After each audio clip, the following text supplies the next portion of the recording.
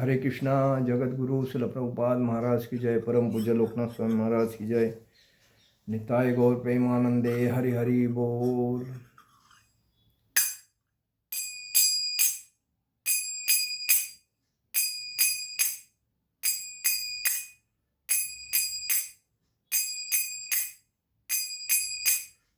जय राधा माधव कुंज विहारी।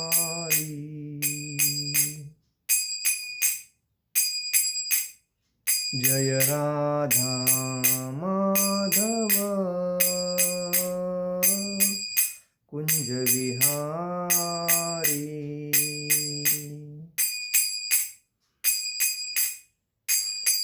गोपीजन वल्लभ गिरिवरधारी।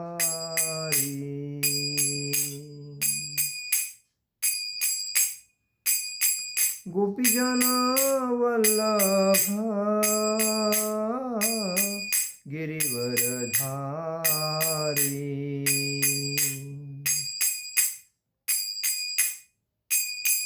यशोदानंदन ब्रजजन रंजन। यशोदानंदन ब्रजजन रंजन। यमुना तीरा वनचारी। यमुना तीरा वनचारी। जय राधा माधव कुंज विहारी। जय राधा माधव कुंज विहारी। हरे कृष्णा कृष्णा कृष्णा हरे हरे। हरे राम राम राम हरे हरे। हरे कृष्णा कृष्णा कृष्णा हरे हरे। हरे राम राम राम हरे हरे। हरे कृष्णा कृष्णा कृष्णा हरे हरे। हरे राम राम राम हरे हरे। हरे कृष्णा कृष्णा कृष्णा हरे हरे। हरे राम राम राम हरे हरे। हरे कृष्णा कृष्णा कृष्णा हरे हरे। हरे राम राम राम हरे हरे। जय ओम विष्णुपाद परमहंस परिव्राजकाचार्य अष्टोत्तर शताभय चरणारविंद भक्ति वेदांत स्वामी शिल प्रभुपाद महाराज की जय। जय ओम विष्णुपाद परमहंस परिव्राजकाचार्य अष्टोत्तर शत शिल भक्ति सिद्धांत सरस्वती ठाकुर शिल प्रभुपाद महाराज की जय। जय ओम विष्णुपाद परमहंस परिव्राजकाचार्य अष्टोत्तर शत श्रील गौर किशोर जी बाबा जी महाराज की जय। जय ओम विष्णुपाद परमहंस परिव्राजकाचार्य अष्टोत्तर शत शिल भक्ति विनोद ठाकुर शिल प्रभुपाद महाराज की जय। जय ओम विष्णुपाद परमहंस परिव्राजकाचार्य अष्टोत्तर शत शिल जगन्नाथ जी बाबा जी महाराज की जय। श्री रूप सनातन भट्ट रघुनाथ श्री जीव गोपाल भट्टदास रघुनाथ छठ गोस्वामी शिल प्रभुपाद महाराज की जय। अनंत कोटि वैष्णव वृंद की जय। नामाचार्य श्री हरिदास ठाकुर की जय। प्रेम से कहो श्री कृष्ण चैतन्य प्रभु नित्यानंद श्री अद्वैत गदाधर शिवासादि गौर भक्त वृंद की जय। श्री श्री राधा कृष्ण गोप गोपीनाथ श्याम कुंड राधा कुंड गिरि गोवर्धन की जय। मथुरा वृंदावन धाम की जय। नवदीप मायापुर धाम की जय। द्वारका धाम की जय। अयोध्या धाम की जय। जगन्नाथपुरी धाम की जय। बद्रीनाथ धाम की जय। रामेश्वरम धाम की जय। गंगा माई की जय। यमुना माई की जय। तुलसी महारानी की जय। भक्ति देवी की जय। हरिनाम संकीर्तन की जय। समवेद भक्त वृंद की जय। समवेद भक्त वृंद की जय। समवेद भक्त वृंद की जय।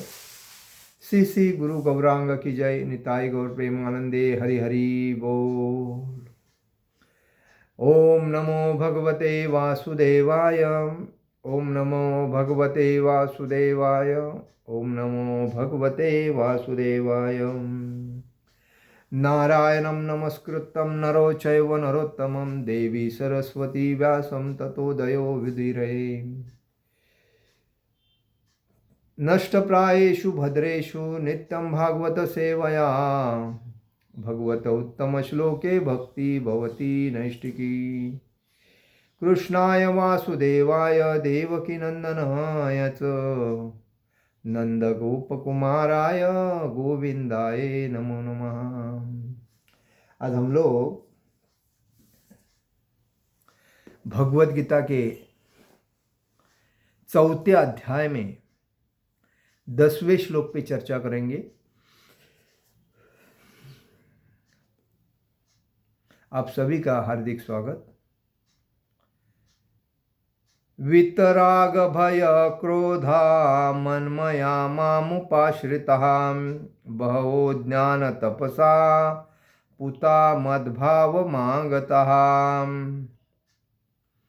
वितराग भय क्रोधा मन्मया मामुपाश्रितः बहवो ज्ञान तपसा पुता मद्भाव मांगताम्। वीतराग भय क्रोधां मन्मया मामुपाश्रितां बहवो ज्ञान तपसा पुता मद्भाव मागतां। वीत म्हणजे मुक्त, राग म्हणजे आसक्ती, भय म्हणजे भय, क्रोधा म्हणजे तथा क्रोध से, मतमया पूर्णतया मुझमें, माम मुझे मुझमें, उपाश्रिता पूर्णतया स्थित, बहव अनेक, ज्ञान ज्ञान की, तपसा तपस्या से, पुता पवित्र हुआ, मत भावम मेरे प्रति दिव्य प्रेम को, आगता प्राप्त। अनुवाद: आसक्ति, भय तथा क्रोध से मुक्त होकर, मुझमें पूर्णतया तन्मय होकर और मेरी शरण में आकर बहुत से व्यक्ति भूतकाल में मेरे ज्ञान से पवित्र हो चुके हैं। इस प्रकार से उन सबों ने मेरे प्रति दिव्य प्रेम को प्राप्त किया है। तात्पर्य में शिल प्रभुपाद जी लिखते हैं, शिल प्रभुपाद महाराज की जय। जैसा कि पहले कहा जा चुका है कि विषयों में आसक्त व्यक्ति के लिए परम सत्य के स्वरूप को समझ पाना अत्यंत कठिन है। सामान्यतया जो लोग देहात्म बुद्धि में आसक्त होते हैं वे भौतिकतावाद में इतने लीन रहते हैं कि उनके लिए यह समझ पाना असंभव सा है कि परमात्मा व्यक्ति भी हो सकता है। ऐसे भौतिकतावादी व्यक्ति इसकी कल्पना तक नहीं कर पाते कि ऐसा भी दिव्य शरीर है जो नित्य तथा सच्चिदानंदमय है। भौतिकतावादी धारणा के अनुसार शरीर नाशवान, अज्ञानमय तथा अत्यंत दुखमय होता है। अतः जब लोगों को भगवान के साकार रूप के विषय में बताया जाता है तो उनके मन में शरीर की यही धारणा बनी रहती है कि ऐसे भौतिकतावादी पुरुषों के लिए विराट भौतिक जगत का स्वरूप ही परम तत्व है। फलस्वरूप में परमेश्वर को निराकार मानते हैं और भौतिकता में इतने तल्लीन रहते हैं कि भौतिक पदार्थ से मुक्ति के बाद भी अपना स्वरूप बनाए रखने के विचार में रहते हैं। जब उन्हें यह बताया जाता है कि आध्यात्मिक जीवन भी व्यक्तिगत तथा साकार होता है, तो वे पुनः व्यक्ति बनने से भयभीत हो उठते हैं। फलतः वे निराकार शून्य के तादाकार होना पसंद करते हैं। सामान्यतया वे जीवों की तुलना समुद्र के बुलबुले से करते हैं, जो टूटने पर समुद्र में ही लीन हो जाते हैं। पृथक व्यक्तित्व से रहित आध्यात्मिक जीवन की यह चरम सिद्धि है। यह जीवन की भयावह अवस्था है जो आध्यात्मिक जीवन के पूर्ण ज्ञान से रहित है। इसके अतिरिक्त ऐसे बहुत से मनुष्य हैं जो आध्यात्मिक जीवन को तनिक भी नहीं समझ पाते। अनेक वादों तथा दार्शनिक चिंतन की विविध विसंगतियों से परेशान होकर वे ऊब उठते हैं या क्रुद्ध हो जाते हैं और मूर्खतावश यह निष्कर्ष निकालते हैं कि परम कारण का जैसा कुछ नहीं है। कुछ लोग भौतिकता में इतने आसक्त रहते हैं कि वे आध्यात्मिक जीवन की ओर कोई ध्यान नहीं देते, और कुछ लोग तो निराशावश सभी प्रकार के आध्यात्मिक चिंतनों से क्रुद्ध होकर प्रत्येक वस्तु पर अविश्वास करने लगते हैं। इस अंतिम कोटि के लोग किसी न किसी मादक द्रव्य का सहारा लेते हैं और उनकी मति विभ्रम को कभी कभी आध्यात्मिक दृष्टि मान लिया जाता है। मनुष्य को भौतिक जगत के प्रति आसक्ति के तीनों अवस्था से छुटकारा पाना होता है। एक आध्यात्मिक जीवन की उपेक्षा, दूसरी आध्यात्मिक साकार रूप का भय तथा तीसरा है जीवन की हताशा से उत्पन्न शून्यवाद की कल्पना। जीवन की इन तीनों अवस्थाओं से छुटकारा पाने के लिए प्रामाणिक गुरु के निर्देशन में भगवान की शरण ग्रहण करना और भक्तिमय जीवन के नियम तथा विधि विधानों का पालन करना आवश्यक है। भक्तिमय जीवन की अंतिम अवस्था भाव या दिव्य ईश्वरीय प्रेम कहलाती है।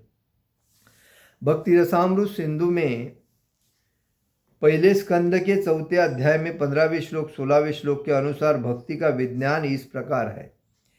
आदो श्रद्धा तथा साधु संगोथ भजन क्रियाम तथो नहिर्थ निवृत्ति साततो निष्ठा रुचितस्ततम् अथासक्तिस्ततो भावस्तथा प्रेम बुधयजति साधकानामयं प्रेमं प्रादुर्भावो भवेत् क्रमम्। प्रारंभ में आत्म साक्षात्कार की सामान्यतया इच्छा होनी चाहिए। इससे मनुष्य ऐसे व्यक्तियों की संगति करने का प्रयास करता है जो आध्यात्मिक दृष्टि से उबे हुए हैं। अगली अवस्था में गुरु से दीक्षित होकर नवदीक्षित भक्त उसके आदेशानुसार भक्ति योग प्रारंभ करता है। इस प्रकार सद्गुरु के निर्देश में भक्ति करते हुए वह समस्त भौतिक आसक्ति से मुक्त हो जाता है। उसके आत्म साक्षात्कार में स्थिरता आती है और वह श्री भगवान कृष्ण के विषय में श्रवण करने के लिए रुचि विकसित करता है। इसी रुचि से आगे चलकर कृष्ण भावनामृत में आसक्ति उत्पन्न होती है, जो भाव में अथवा भगवत प्रेम में प्रथम सोपान में परिपक्व होती है। ईश्वर के प्रति प्रेम ही जीवन की सार्थकता है। प्रेम अवस्था में भक्त भगवान की दिव्य प्रेमा भक्ति में निरंतर लीन हो जाता है। अतः भक्ति की मंद विधि से प्रामाणिक गुरु के निर्देश में सर्वोच्च अवस्था प्राप्त की जा सकती है और समस्त भौतिक आसक्ति व्यक्तिगत आध्यात्मिक स्वरूप के भय तथा शून्यवाद से उत्पन्न हताशा से मुक्त हुआ जा सकता है। तभी मनुष्य को अंत में भगवान के धाम की प्राप्ति हो सकती है। ओम अज्ञानतिमिरान्धस्य ज्ञानांजनशलाकया चक्षुरुमिलियेन तस्मै श्रीगुरुवे नमः। श्रीचैतन्यमनोभीष्टं स्थापितं येन भूतले स्वयं रूपगदामह्यं ददाति स्वपदान्तिकं।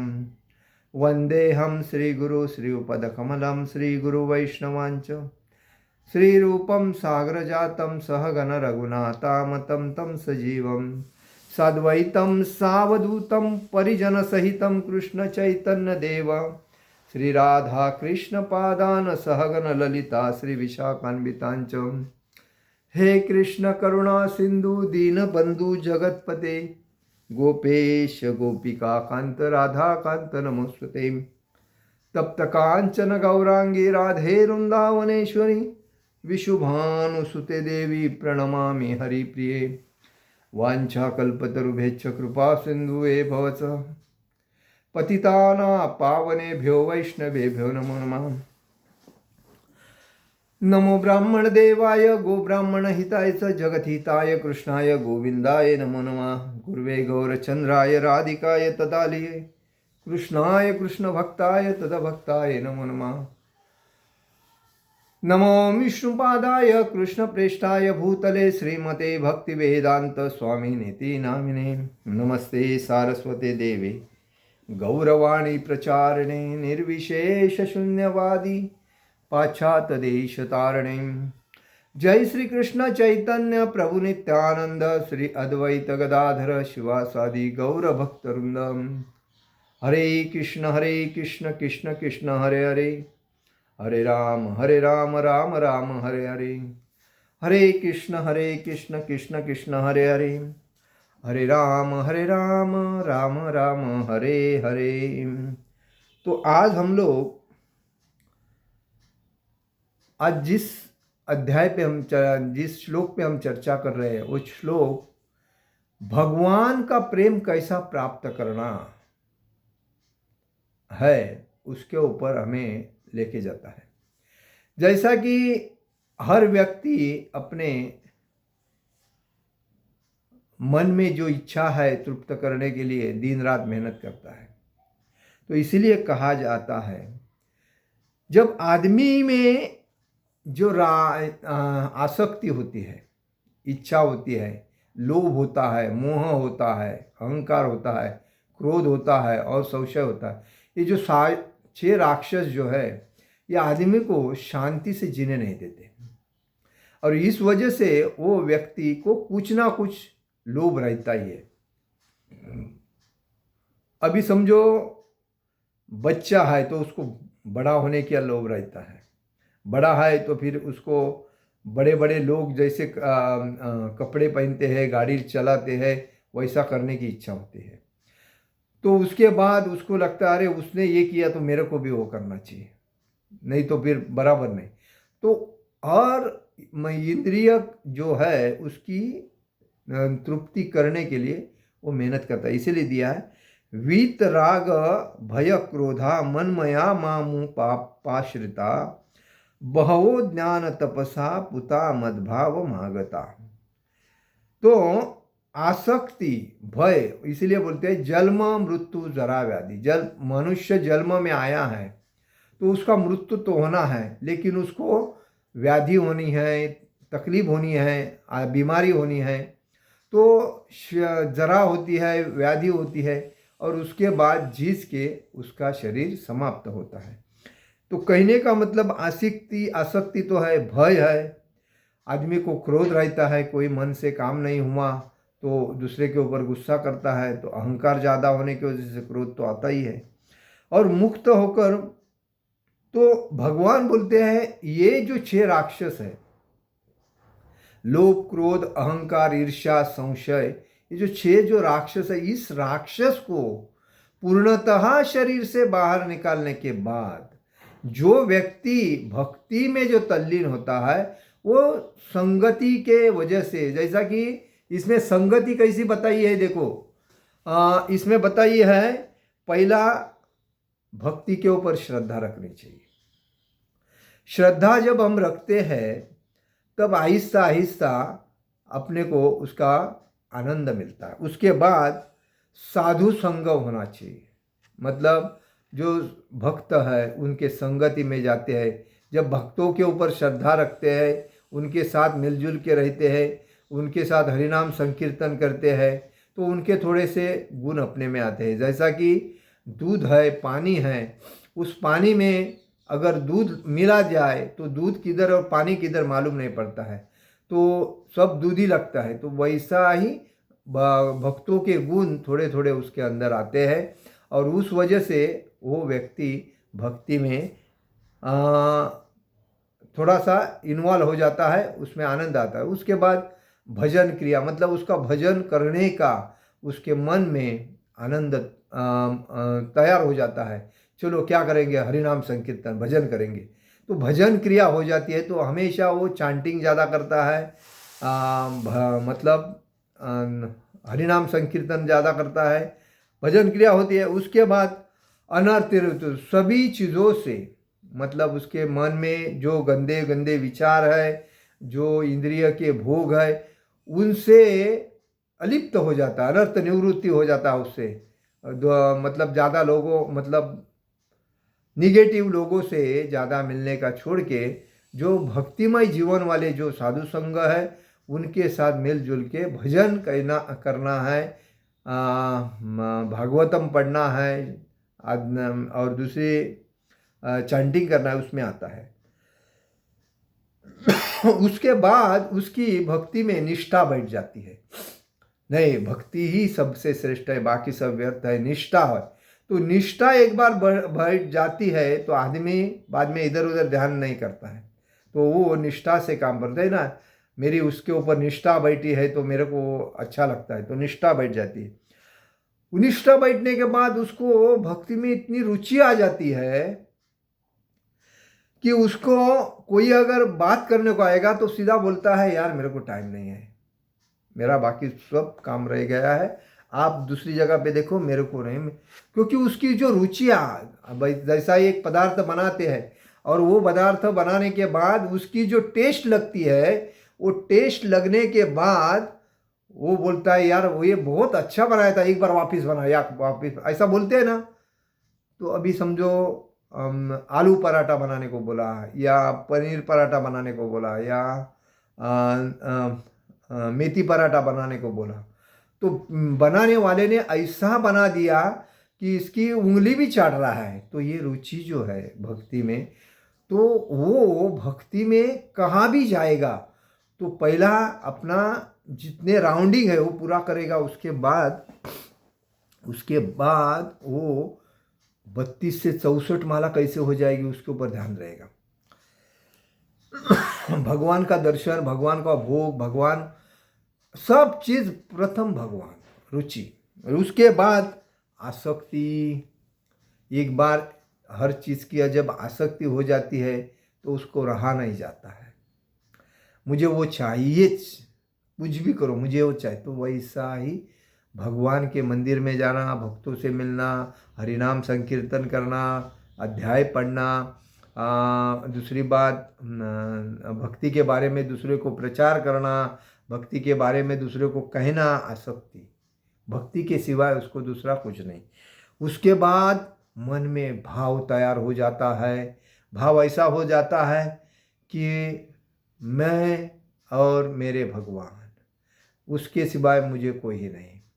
तो भाव जब हमारे मन में ऐसा आ जाता है कि सब व्यर्थ है, पद, प्रतिष्ठा, प्रसिद्धि, पैसा, सब कुछ व्यर्थ है, कुछ काम का नहीं।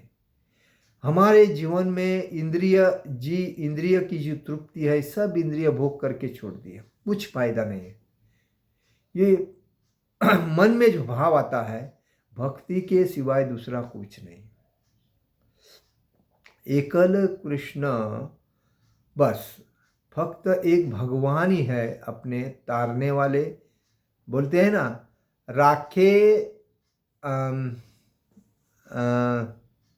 राखे कृष्ण मारे कौन, मारे कृष्ण राखे कौन, मतलब जिसको राख सकता है, मतलब रक्षा कर सकता है, उसको भगवान श्री कृष्ण जिसकी रक्षा कर सकते हैं, उसको कोई मार नहीं सकता।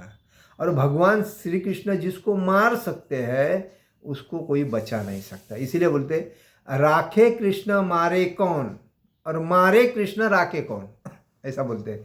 तो इसीलिए ये जो भाव हो जाता है, मेरा तो एक गिरिधर, बाकी दूसरा कोई नहीं है, दूजो कोई नहीं, मेरो तो गिरिधर दूजो कोई नहीं।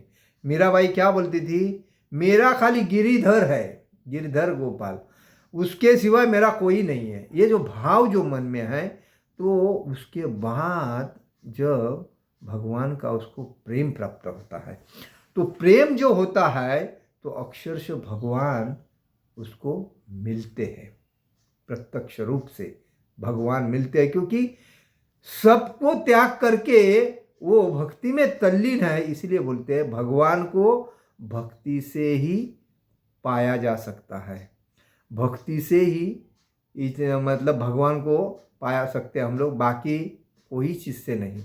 इसलिए सबसे श्रेष्ठ भक्ति है। और इसीलिए ये जो 9 सीढ़ी है भक्ति को प्राप्त करने की, श्री कृष्ण प्रेम की सीढ़ी बोलते हैं इसको।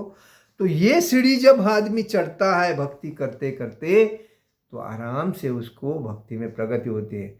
हम लोग क्या करते हैं, भक्ति में आते हैं, भक्ति में आने के बाद किसी ने बताया या चांटिंग करो, चांटिंग करते हैं, 2-4 दिन चांटिंग करते हैं और बाद में बोलते हैं यार मेरा वो काम होने वाला तो हुआ ही नहीं यार, क्या भक्ति में आने से मेरे को धोखा, मेरा बहुत नुकसान हो रहा है, तो फिर छोड़ देते हैं। तो आप माया के जाल में वापिस जाते हो।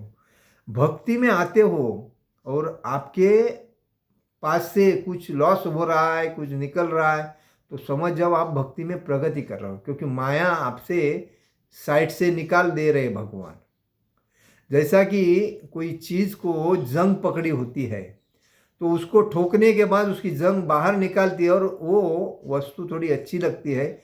वही बात है, हम लोग भौतिक संसार में दिन रात आहार निद्रा भय मैथुन, उस चक्कर में पैसा किधर है, प्रसिद्धि किधर है, पद किधर है, प्रॉपर्टी किधर है, बैंक बैलेंस कितना है बढ़ाना, इसी के टेंशन में रहते हैं।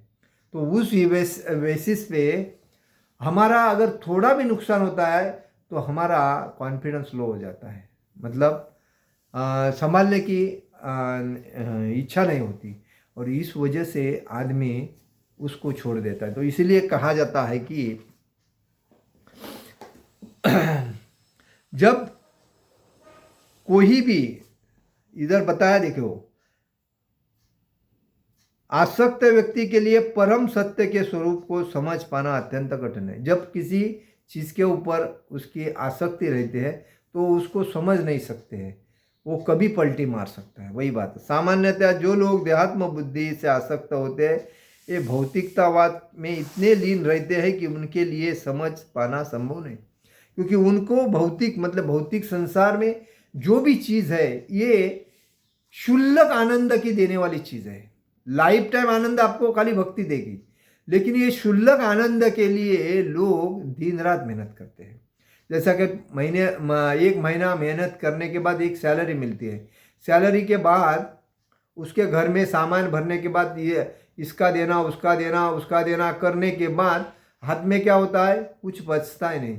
बाद में उसको लगता है यार फंड से पैसा ले लो, ब्याज से पैसा ले लो, लोन निकालो, और उसमें चलाता है, और उसमें चलाते चलाते बाद में उसको पेडअप करते करते इसका नाकिना हो जाता है। तो ये खड्डा बुझाने के लिए दूसरा खड्डा निकालता है, दूसरा खड्डा बुझाने के लिए तीसरा निकालता है, तीसरा निकाल, तो ये क्या कर रहा है, अपने जीवन को गड्ढे में डाल रहा है।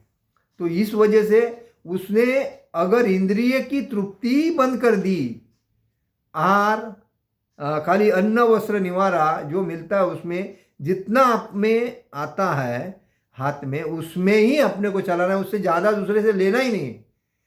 तो उसको कोई गड्ढे में जाने की ज़रूरत नहीं। लेकिन दूसरे ने किया इसके लिए मेरे को, अभी देखो कार जो कोई लेता है चौल में, बिल्डिंग में, अरे अमुक अमुक ने एक कार लिया, अरे वो इतना महंगा और इतना अच्छा है, एवरेज अच्छा देता है, ये समझने के बाद इसको कुजली चालू हो जाती है, मेरे को भी कार लेना है। ये नहीं समझता है अरे वो गड्ढे में गया है तो जाने दे, मेरे को गड्ढे में क्यों जाना है, नहीं उसने किया इसके लिए मैं करूँगा। तो वो गड्ढे में गया इसके लिए, ये भी गड्ढे में जाना चाहता है। वो तो अपने सर पे किसी के टेंशन के वजह से पेड अप कर रहा है, तो बाद में इसको भी करना पड़ता। तो ये संसार का यही दुख है, दूसरे ने किया इसके लिए मैं कर रहा हूँ। ये नहीं सोचता है कि अरे मैं पेड कर सकता हूँ या नहीं कर सकता हूँ, या आगे जाके मेरे पास पैसा आएगा या नहीं आएगा। नहीं, करना चाहिए, पैसा आ जाएगा, ऐसा सोच के आदमी खुद को गड्ढे में डाल के बाद में परिश्रम करता है। और इसीलिए बोलते हैं कि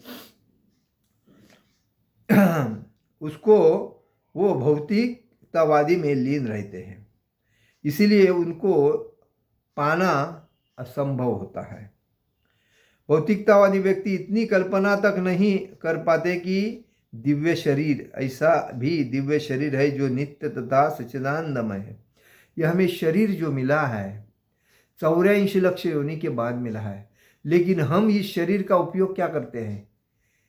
ये दिन रात मेहनत करके दूसरे का भला करना चाहते हैं। हमारा जिसने हमें शरीर दिया है, जिसने हमें अन्न वस्त्र निवारा दिया है, जिसने लाइट दिया, हवा दिया है, जमीनी पे रहने को दिया है, इस भगवान के बारे में सोचते नहीं।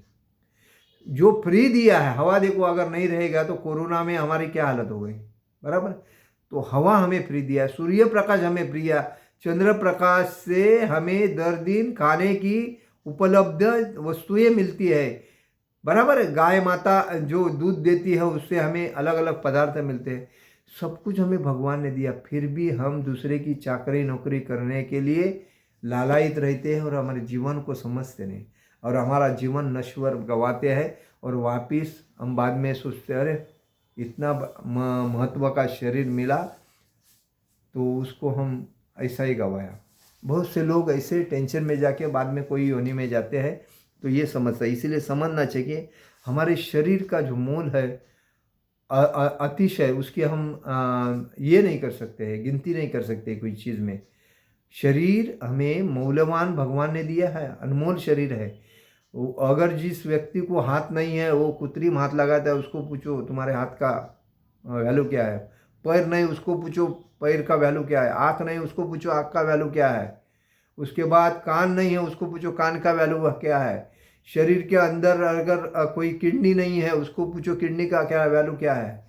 हर चीज़ अनमोल है हमारे, लेकिन हम लोग उसका कदर क्या करते हैं? पान, बीड़ी, सिगरेट, तंबाकू खाने के बाद शराब पियो, सेक्स करो और जुआ खेलो, और ये नरक में जाने की चीज़ में हम हमारे शरीर को बर्बाद करते हैं। देखिए दिन में लोग कितने गुटखा खाते हैं। अभी क्या है, एक पूड़ी खोलते हैं, उसमें दूसरी पूड़ी मिलाते हैं, बाद में हिलाते हैं, टक करके खाते हैं। तो इससे क्या होता है? पेट थोड़ा भरता है, इससे रोग बनते हैं। तो रोग बनाने वाले हैं, और उसको अच्छा करने के लिए जितना पैसा कमाया वो डालने वाले भी है। तो कमाया और किधर गया? जो कमाया, चोरी से कमाओ, मेहनत से कमाओ या कैसा भी कमाओ, वो कमाने के बाद उसको अच्छा मार्ग बताते तो ठीक थे, लेकिन जो कमाया है वापस बीमारी को सही करने के लिए अगर जाएगा तो वो कमाने के फायदा ही क्या है वो, बराबर है। आज लोग देखिए दिन रिक्शा वाले तो गुटखा पान खाते रहते हैं और क्या क्या बीड़ी सिगरेट पीते रहते हैं, बराबर है। जो जॉब करते हैं वो भी शाम को शराब वगैरह बॉटल इतना बड़ा लेते हैं, इसका 1000 रुपये प्राइस है, उसका 2000, उसका 5000, उसका 10,000 है, उसका 50,000, इतना एक ये इतना लेगा ना तो बहुत हो गया। अरे शरीर की क्यों वाट लगा रहे हो? भगवान ने इतना सुंदर शरीर दिया है भक्ति करने के लिए, और आप इंद्रिय तृप्ति में जो फेंकने वाली चीज़ है, जिस चीज़ का कोई वैल्यू नहीं है, उसको शुल्लक आनंद के लिए पाकर अपने जीवन को आनंद महसूस करते हैं। ये सब नरक जाने का रास्ता है। भागवत पुराण में ऐसा बताया है, जो व्यक्ति मनुष्य शरीर मिलने के बाद अगर भक्ति नहीं करता है, भले वो कितना भी अमीर रहो, कितना भी श्रीमंत रहो, कितना भी ब्राह्मण के घर में अगर भक्त जन्म हुआ हो, अगर वो भक्ति नहीं करता है तो उसका जीवन नरक जैसा है। जिस घर में कोई भक्ति अगर नहीं करता है तो उसका जीवन नरक के समान है, कुछ काम का नहीं है उसका। भले उसके पास सब कुछ है, 8-8 कार है, 10-10 फ्लैट है, 50 प्रॉपर्टी है, हेलीकॉप्टर है, विमान है, पद बड़ा है, कुछ काम का नहीं है अगर वो भक्ति नहीं करता है। जो भक्ति कर, सब कुछ त्याग करके अगर भक्ति करता है, उसके जैसा श्रेष्ठ कोई है ही नहीं। भागवतम में स्पष्ट बताया। तो हम लोग क्या कर रहे हैं? हम तो इसीलिए हम समाज को ज्ञान देने के लिए हम टीचिंग करते हैं, क्योंकि अज्ञान इतना बड़ा है। अभी सेक्स शरीर बताने की कोई चीज है? आदमी और स्त्री, इसमें क्या फर्क है? जैसा आदमी बोलता है वैसा स्त्री बोलती है, जैसा आदमी करता है वैसा स्त्री करती है। खाली भगवान ने उसमें एक ही फर्क रखा है, लिंग का फर्क। जब लिंग उसका और इसका एक दूसरे को मिलता है तो उसमें घर्षण से एक पुत्र प्राप्ति या पुत्री प्राप्ति हो जाती है। तो ये इसके लिए बनाया क्योंकि संसार की उत्पत्ति बढ़ना चाहिए इसके लिए। नहीं तो सेम है, क्या है? माउस का गोला तो है, आदमी भी माउस का गोला है और स्त्री भी माउस का गोला है, लेकिन ये भोग करके कौन सुखी हुआ है? कितना लोगों ने भोग करने के बाद ऐसा नहीं सोचते हैं कि अभी तृप्ति हो गई। उनको लगता है कि ये अलग है, इसमें टेस्ट अलग रहेगा, वो अच्छी है, उसमें टेस्ट अलग है। अरे जो घर में है वही सब में है। देखने का तुम्हारा नजरिया गलत है, क्योंकि तुम दुष्ट हो, तुम्हारे नज़र में खराबी है। जैसा पीलिया होता है, उसको सब पीलिया दिखता है और उसको लगता है सबको पीलिया हुआ, मेरे को नहीं हुआ है, वैसा बात है। तो हर आदमी को ये समझना चाहिए। जब शादी करते हैं, जितना मांगता है उतना बच्चे तैयार करने के लिए भोग कर सकते हो। बच्चे तैयार करने के व्यतिरिक्त अगर भोग करते हो तो आप अपराध कर रहे हो, पाप कर रहे हो। तो इसीलिए ये स्त्री में और पुरुष में कोई फर्क नहीं है, सेम तो है। तो इसीलिए हमें खाली लिंग का ही फर्क बताया है, बाकी कुछ नहीं है फर्क। तो इसीलिए हमें ये समझना चाहिए कि हम जीवन को नरक में क्यों गवा रहे हैं। अच्छा, भक्ति करने से अच्छे अच्छे संत महंत लोगों ने, देखिए हमारा महाराष्ट्र ये संतों की भूमि है, और ये संतों की भूमि में राजकारणियों ने उसको नरक की भूमि मतलब बनाया।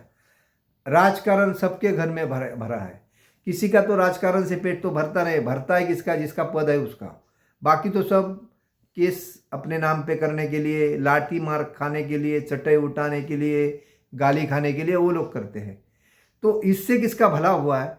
उससे बेटर है भक्ति करो, जीवन को सफल करो, थोड़ी सी जीवन चलने के लिए थोड़ी मेहनत करो, जितना मिलता है उसने में आनंद रहो। महाराष्ट्र ये संतों की भूमि है।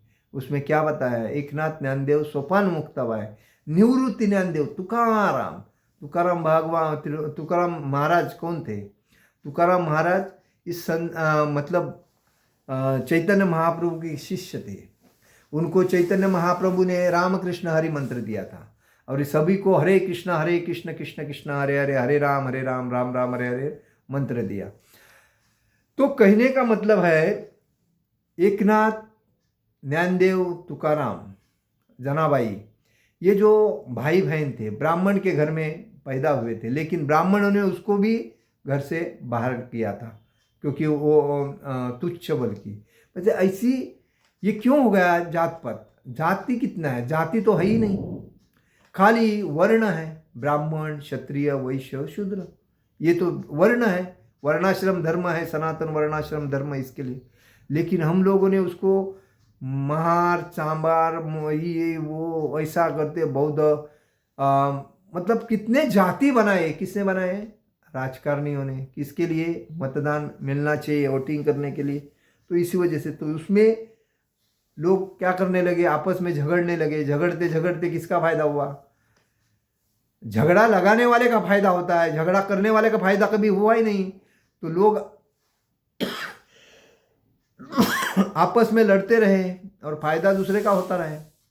तो इसीलिए जो लड़ता है वो तो उसका पतन होता है, और जो लड़ता नहीं है, खाली देखता है, उसका प्रॉफिट होता है। तो इसीलिए लड़ना बेकार है। आज हर घर में दुर्योधन है, हर घर में ये है, क्या बोलते हैं उसका नाम नाम मुंह में है, दुर्योधन है, और ये एक जो चुगली करते हैं वो नाम मुंह में है लेकिन आ नहीं रहा है, चलो आना नहीं। तो हर घर में दुर्योधन तो है ही है, झगड़ा कर रहे हैं। लेकिन विदुर किधर है? जब विदुर थे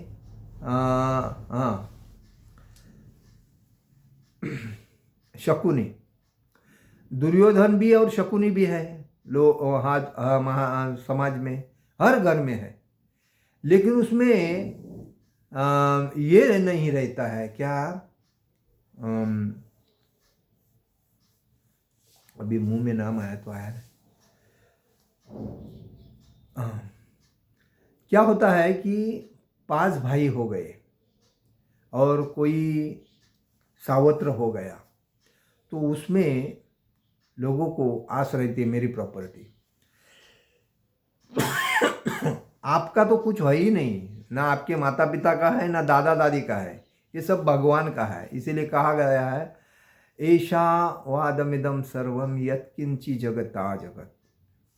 ये जो प्रॉपर्टी पूर्ण जो ये दुनिया में सब कुछ जो दिख रहा है आपको, ये सब भगवान की अमानत। आपको क्या बताया है, जो आपको लगता है उतना आप लेके उसको उपयोग करके आपको बाजुब होना है, जितना उम्र है उतने तक। तो आज लोग अपने नाम पे करके ले रहे हैं, अपने बच्चे के नाम पे कर रहे हैं, पत्नी के नाम के कर रहे हैं, मेरा है बल्कि बता रहे हैं, जो कि जाने के टाइम पे खाली आ जाते हैं, आने के टाइम पे भी खाली आता है, जाने के टाइम पे भी खाली आ जाते हैं। लेकिन लोभ कितना, ये मेरा है। कोई एक कार लेता है, बोलती मेरी कार है। अरे वो कार वो भंगार है, जब उसके आदमी अगर चलाएगा नहीं तो वो चलेगी नहीं, तो तुम्हारे वजह से कार चलती है। बाइक लेता है, मेरी बाइक है, कितना अभिमान। तो ये सब क्षुल्लक है। जब एक्सीडेंट होती है तभी तो आदमी नहीं बोलता ये मेरी बाइक है, अभी मेरे साथ जाएगी, नहीं बोलता है। वो आदमी को दूसरा आदमी लेके जाता है, बाइक उधर ही पड़ी रहती है। कार का एक्सीडेंट होता है, कार के आदमी को लेके जाते हैं, कार उधर ही पड़ी रहती है, मेरा क्या है, कुछ नहीं है। लेकिन मूर्ख आदमी को ये समझता ही नहीं, सब मेरा है। इतने लाखों की कार है, इतना करोड़ों की कार है, इतना, ये सब मूर्खता। इसीलिए कहा जाता है ये भौतिक संसार में आदमी अपने माया के जाल में फंसा है। तो भगवान बोलते हैं इस सब को जब उन्हें यह बताया जाता है कि आध्यात्मिक जीवन भी व्यक्तिगत तथा साकार होता है, तो पुनः व्यक्ति बनने में भयभीत हो उठता है। उनको लगता है भक्ति करके किसका भला हुआ है। तुकाराम महाराज को महाराष्ट्र में सभी बोलते, अरे तू क्या, अरे भक्ती करून कोणाचं भरं झालंय, हां तो विठ्ठल तुला काय घरात आणून देणार, असं बोलायचे। पण तुकाराम महाराज को ये विश्वास था विठ्ठल के ऊपर। वो हमेशा इंद्रायणी की नदी में जाके, नदी के बाजू में जाके अपना राम कृष्ण हरि मंत्र बोल के भगवान के साथ बातचीत करता था, क्योंकि उसके हृदय में भगवान थे। क्योंकि दया क्षमा शांती तेथे देवाची वस्ती, ऐसा मराठी में म्हणतात। तो उसके दिल में दया थी, क्षमा थी, शांति थी। वो उसकी पत्नी का नाम आवली था। वो हमेशा उसके साथ झगड़ती रहती थी लेकिन वो अपने पत्नी के साथ कभी झगड़ता नहीं था। अगर उसको कभी झगड़ा हुआ ऐसा लगता है तो वो सीधा इंद्रायणी नदी के बाजू में जाके बैठ के ना आराम से मंत्र बोलता था। वो झगड़ती रही, बात कर करके उसका गला सूखेगा वाना नहीं, आराम से आके बोलता था खाना हो गया, चलो खाओ आराम। तब तक इसका तो ऐसा, तो वो कभी ध्यान नहीं देते। तो वो कभी किसी एक बार एक ब्राह्मण की पत्नी आई थी उनके घर में, और तुकाराम महाराज की जो पत्नी थी वो नहाने को गई थी और साड़ी को ऐसा ही लगाया था। तो जब वो ब्राह्मण की पत्नी आई और बोलती, देखे तुकाराम मेरे पास लुगड़ा नहीं है, लुगड़ा बोलते साड़ी को उधर नहीं, अभी क्या करूँगी, एक ही है। वो क्या करता है, अपने पत्नी का जो साड़ी रहता है वो उसको देता है, और वो अपनी पत्नी अपने को बोब नहीं मानना चाहिए। इसके लिए वो इंद्रायणी की नदी में जाके उधर राम कृष्ण हरि करके मंत्र जप के करता है। और ये तब तक बोब मार रही है, और साड़ी दे दो साड़ी दे दो, ये है ही नहीं उधर, तो साड़ी कहाँ से देगा। बाद में वो ऐसे ही गीले कपड़े से बाहर आके देखती है साड़ी नहीं, तो उसके बाद वो अपनी गिल्ली साड़ी से ही शरीर में सुखाती है पानी को, और बाद में अपना काम में लग जाते। तो कहने का मतलब वो इतना भोले थे, इतना सीधे थे तुकाराम महाराज, कि कभी दोष ही नहीं देखते थे किसी में, अपने पास रखते ही नहीं थे, दे देते थे और साइड हो जाते थे। तो ये जो भाव है, ये जो भाव है, ये भगवान का भाव, भगवत भाव। अपने पास नहीं रहेगा चलेगा, दूसरे को काम आता है ना, पहला दे दो, चलो होने दो। ये भाव जो है ना, आगे जाके उसकी उन्नति करता है, क्योंकि उससे उसको क्या मिलते हैं, आशीर्वाद मिलते हैं। आज आशीर्वाद लेने के लिए कोई है, कोई आदमी अगर किसको बोलता है भाई मेरा थोड़ा काम करना, अरे यार इतना पैसा लगेगा, तुरंत डिमांड आ जाती है। ये नहीं बोलता है यार इसका अगर मैं काम करूँगा तो चलो यार कुछ अच्छा हो जाएगा, ऐसा आशीर्वाद नहीं। तो कहने का मतलब इसीलिए कहा जाता है कि भगवत प्राप्ति के लिए हमें सीढ़ी का उपयोग करना है, भगवान के भक्तों से मिलना है, भगवान के भक्तों से मिलकर उस सीढ़ी से हम लोग भगवत प्राप्ति में जाकर भगवान का प्रेम प्राप्त कर सकते हैं। हरे कृष्णा कृष्ण कृष्ण हरे हरे, हरे राम राम राम हरे हरे। जगत गुरु शिल प्रभुपाद महाराज की जय, परम पूज्य लोकनाथ स्वामी महाराज की जय। निताई गौर प्रेमानंदे, हरि हरि बोल।